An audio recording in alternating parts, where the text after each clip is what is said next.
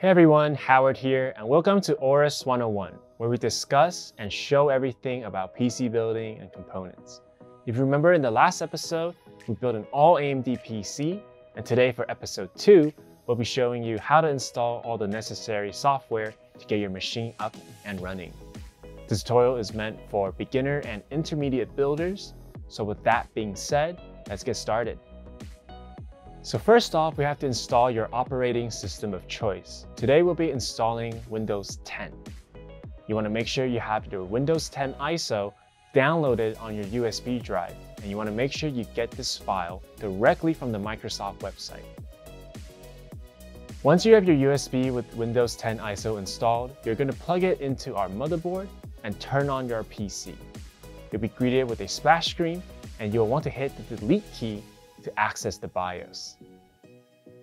Once in the BIOS, we will choose our USB drive as our boot drive and exit.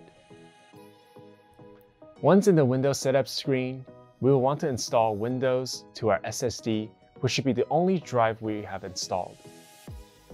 After installing Windows, we'll go ahead and start doing some major installations for both your graphic card driver and chipset. For your graphics card driver, you'll want to go directly to AMD's website and put in your make and model to get the latest drivers.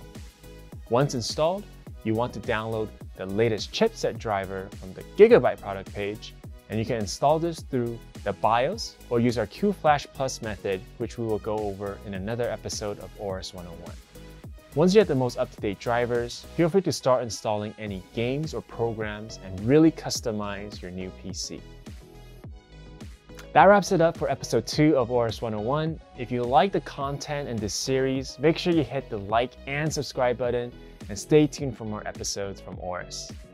Once again, my name is Howard, and I'll see you guys in the next episode.